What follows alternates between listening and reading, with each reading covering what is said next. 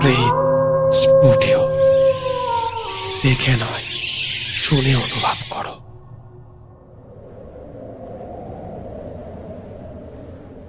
আমরা অনেকেই কিন্তু ছোটবেলায় লোকের গাছ থেকে আম চুরি করে খেয়েছি।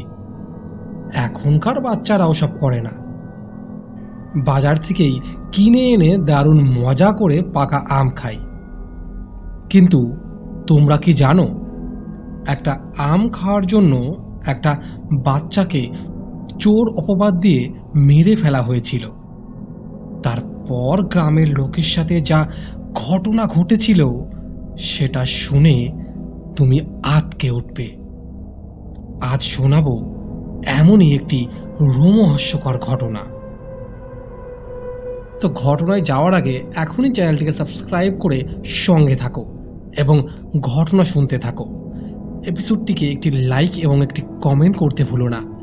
কে কে আম খেতে ভালোবাসো কমেন্ট করে জানিও। তো এখনই সবাই কানে হেডফোন লাগিয়ে নাও, শুরু করছি আজকের ঘটনা।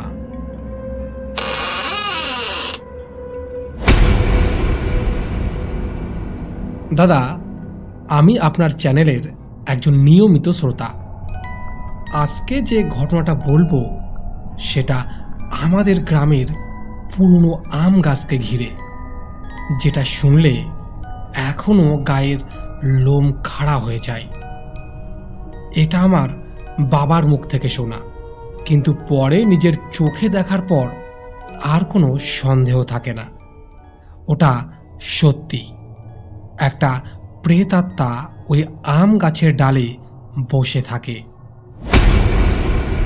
আমাদের গ্রামের একপাশে একটা বিশাল আম বাগান আছে। বাগানটা এখন প্রায় পরিত্যক্ত, কারণ বহু বছর আগে একটা ঘটনা ওই জায়গাটাকে অভিশপ্ত করে দিয়েছে। পুরনো মানুষজন বলেন এই বাগানে একটা আম গাছ আছে, যেটাই অস্বাভাবিকভাবে প্রচুর আম ধরে, কিন্তু কেউই সেই গাছের ধারে যায় না। কেন জানেন? সেই পুরো ঘটনাটা শুনলে আপনারা নিজেরাই বুঝতে পারবেন। বছর 30 আগে, মানে আমি তখন জন্মাইনি, এই বাগানের পাশেই একটা ছোট্ট পরিবার থাকত। তাদের 14 কি 15 বছরের একটা ছেলে ছিল। তার নাম ছিল বাবাই। বাবাই খুব দুষ্টু ছিল, কিন্তু মনের দিক থেকে খারাপ ছিল না। গরিব ঘরের ছেলে, স্কুলে যেত না, সারাদিন খেলাধুলো, পাখি মারা আর গাছে চড়া, এই ছিল ওর কাজ। একদিন হঠাৎ খবর ছড়ায় চৌধুরীদের আম বাগান থেকে আম চুরি হয়েছে। তখনকার দিনে চৌধুরী মানে বিমল চৌধুরী ছিলেন আমাদের ওই গ্রামের হত্যাকর্তা। তাদের কথাই গ্রাম চলত।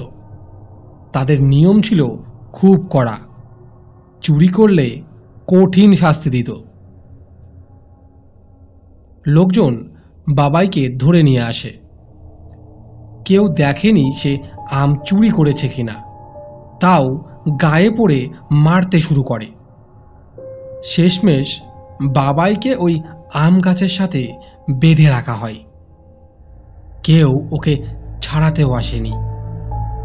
তীব্র রোদ, পিপাসা আর ক্ষুধায় একটা সময় বাবাই ওই গাছের নিচেই প্রাণ হারায়।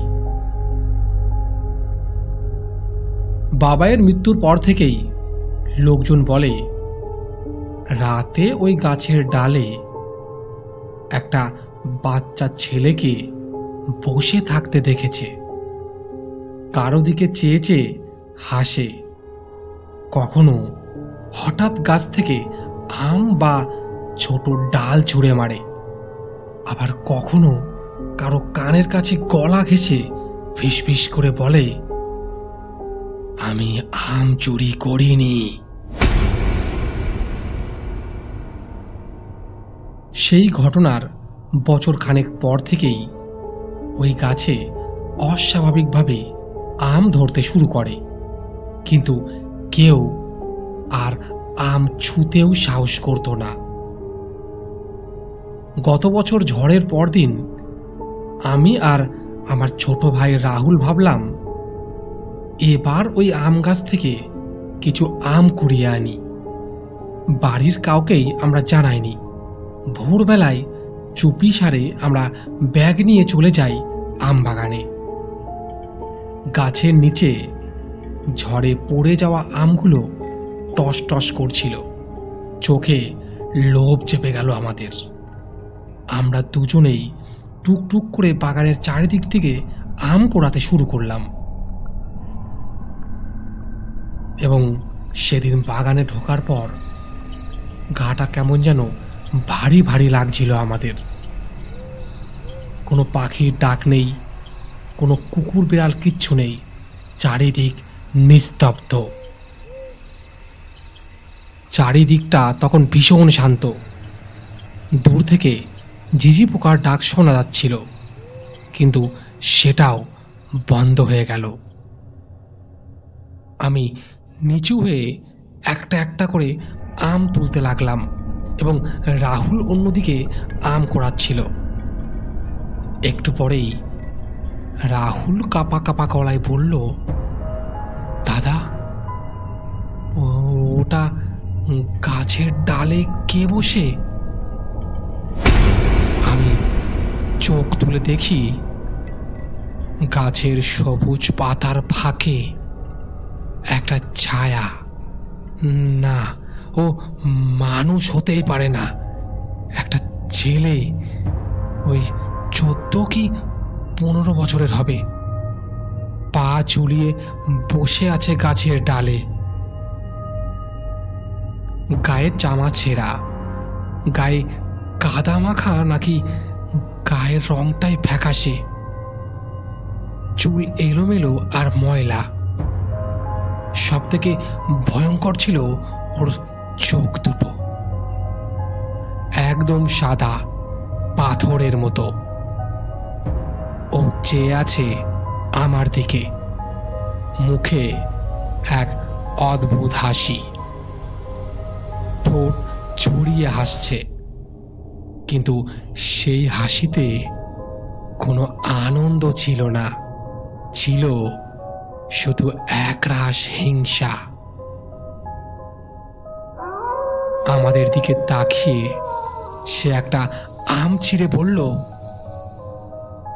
আম খাবি? বুকের ভেতরটা কেমন যেন ধপ করে উঠল। কি কর্কশ আওয়াজ তার! ভয়ে যেন কেঁপে উঠলাম দুই ভাই। হাত থেকে আমের ব্যাগটা পড়ে গেল। দুজন জায়গায় দাঁড়িয়ে ভয়ে থরথর করে কাঁপছি। কেন জানি না পালাতে পারছি না ওখান থেকে। পা যেন মাটিতে গেঁথে গেছে আমাদের। তারপর দেখি সেই ভয়ানক দেখতে বাচ্চাটি গিরগিটির মতো নিচে নেমে আসছে গাছ বেয়ে। দাদা, এই দৃশ্য কখনো আমি ভুলতে পারি না। ছেলেটি মাথা নিচের দিকে দিয়ে হাতে ভর দিয়ে গিরগিটির মতো ধীরে ধীরে গাছ বেয়ে নিচে নেমে আসছে।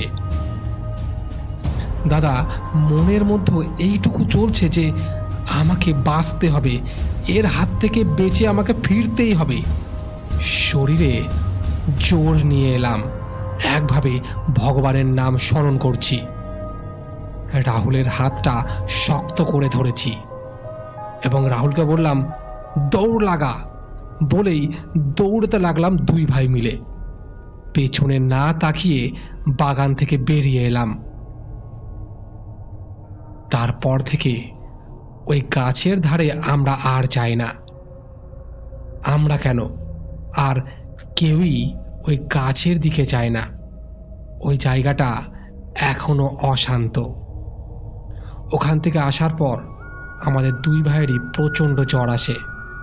তারপর কবিরাজ দেখিয়ে জল পড়া নেওয়া হয় এবং একটি করে তাবিজ বেঁধে দেয় আমাদের দুই ভাইয়ের হাতে। এখনো পর্যন্ত আমরা সেই তাবিজটা বহন করে চলেছি এবং কখনো যদি ওই গাছের আশপাশ দিয়েও যাই, বুকের মধ্যেটা কেমন যেন ধস করে ওঠে। দাদা, আমি জানি আপনি অনেক ভয়ানক গল্প শোনান, কিন্তু এইটুকু বলবো, যদি কোনোদিন রাতে আম কুড়াতে যান বা আপনার কোনো শ্রোতারা আম কুড়াতে যায়, একটু খেয়াল রাখবেন, হয়তো কোনো ডালে কেউ আপনার দিকে তাকিয়ে বসে আছে। তো দাদা, এই ছিল আমার ঘটনাটা ভালো লাগলে অবশ্যই পড়ে শুনিও। এই আম বাগানটা দেখতে একদমই স্বর্গের মতো, কিন্তু ওই বাগানের একটা গাছের দিকে কেউ চোখ তুলেও তাকায় না, যতই তাতে ভরা ভরা আম থাকুক না কেন। এই ছিল ঘটনা। কেমন লাগলো ঘটনাটা? কতটা ভয় পেয়েছেন ঘটনাটা শুনে? আর আপনারা কারা আম খেতে ভালোবাসেন তারা অবশ্যই একটা কমেন্ট করবেন। আর আপনিও কি ছোটবেলায় আম চুরি করেছেন কারো কাছ থেকে? জানাবেন আমাকে কমেন্টে। ভালো লাগলে একটা লাইক করে দেবেন। চাইলে আপনিও আপনার সাথে ঘটা কোনো ঘটনা পাঠিয়ে দিতে পারেন আমাদের এই নিচে দেওয়া হোয়াটসঅ্যাপ নাম্বারে। তো অবশ্যই কমেন্ট করে আপনার মতামত জানাবেন আমাদের। তো চ্যানেলে নতুন হলে অবশ্যই সাবস্ক্রাইব করে নিও। আজ এখানেই বিদায় নিচ্ছি, দেখা হচ্ছে পরের এপিসোডে আবারও কোনো সত্য ভৌতিক ঘটনা নিয়ে। সবাই ভালো থাকবেন, সুস্থ থাকবেন।